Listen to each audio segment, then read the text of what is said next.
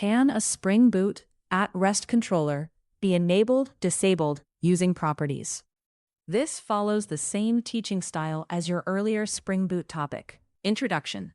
In Spring Boot applications, controllers are typically always active once the application starts.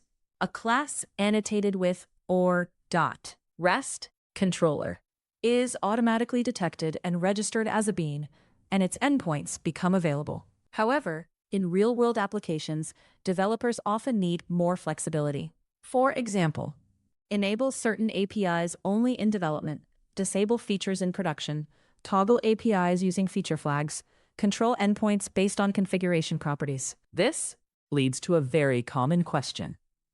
Can a Spring Boot at-rest controller be enabled or disabled using properties? The short answer is yes, but not directly.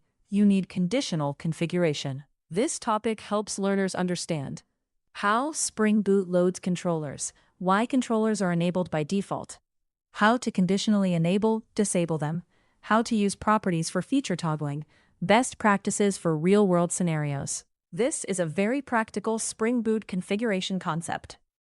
It means controlling whether a controller bean is created based on a configuration property.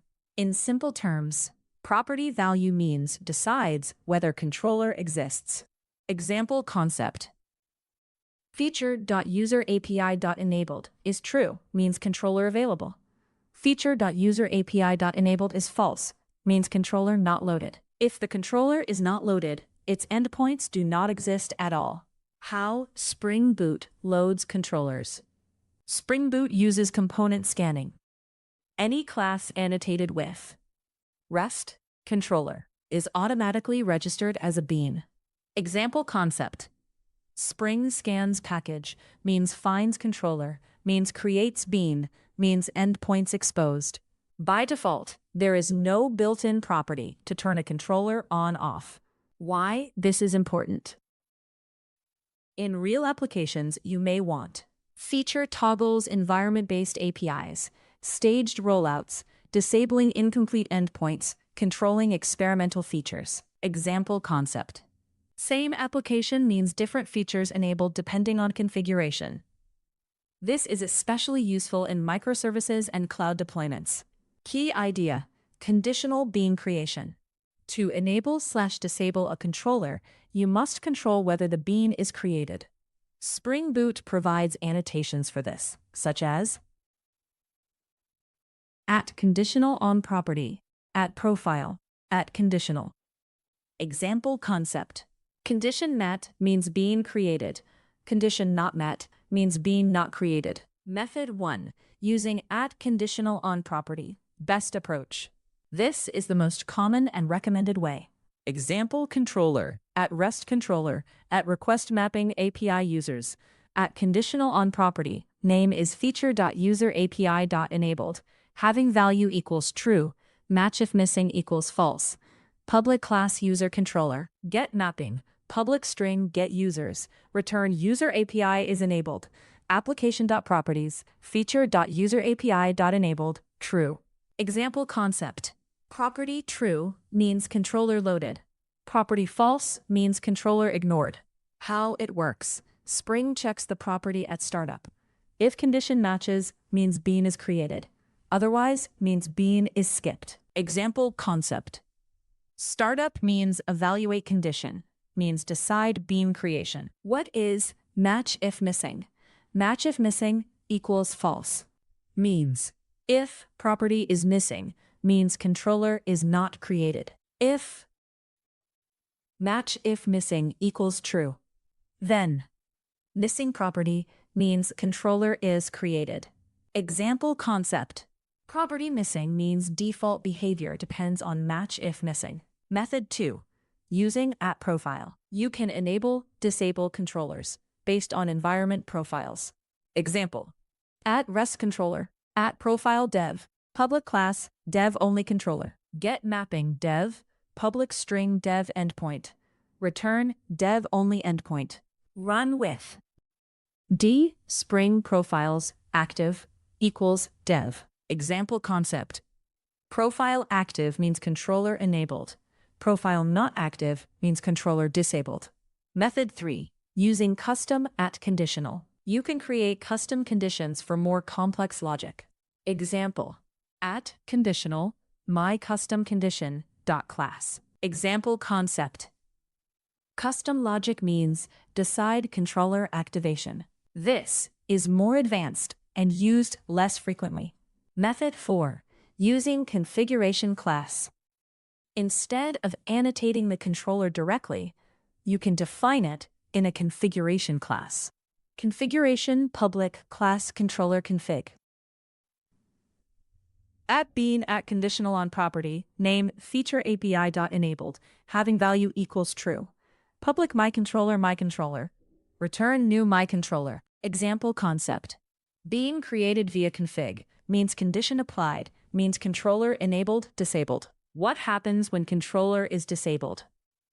If the condition is not satisfied, controller bean is not created, endpoints are not registered, requests return 404, not found. Example concept.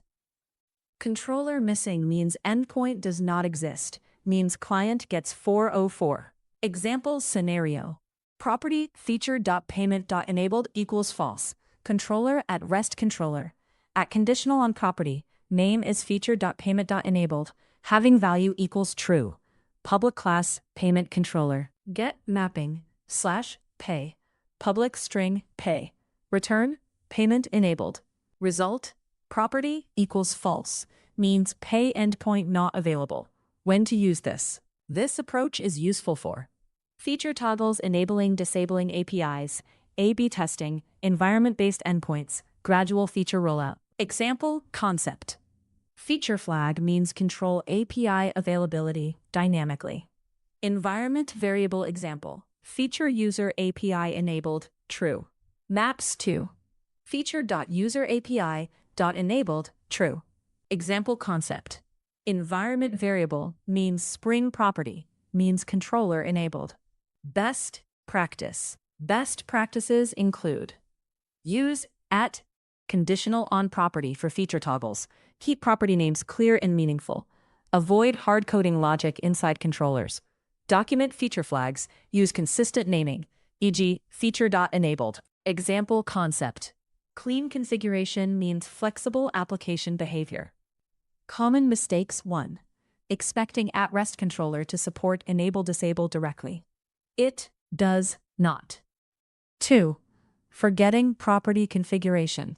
Controller won't load if property is missing, depending on config. 3. Using wrong property name.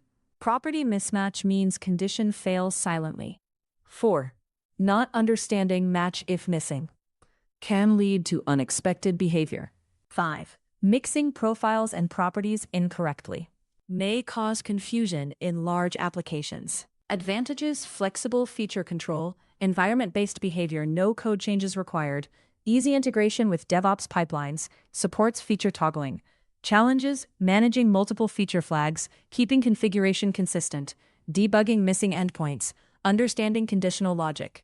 By learning this topic, you understand how Spring Boot loads controllers, why controllers are always enabled by default, how to conditionally enable disable controllers, how to use at conditional on property, how profiles affect controllers, how feature flags work in Spring Boot. Simple definition. Enable disable at rest controller using properties. A technique where a controller bean is conditionally created based on configuration properties using annotations like at conditional on property. Final summary.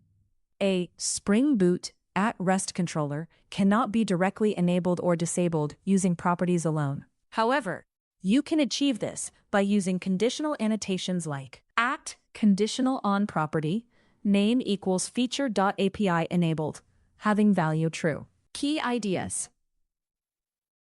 Controllers are beans created by Spring Control Bean creation, means control endpoint availability. Use at conditional on property for feature toggles. Use at profile for environment-based control. Once you understand this, you can build flexible and configurable Spring Boot APIs.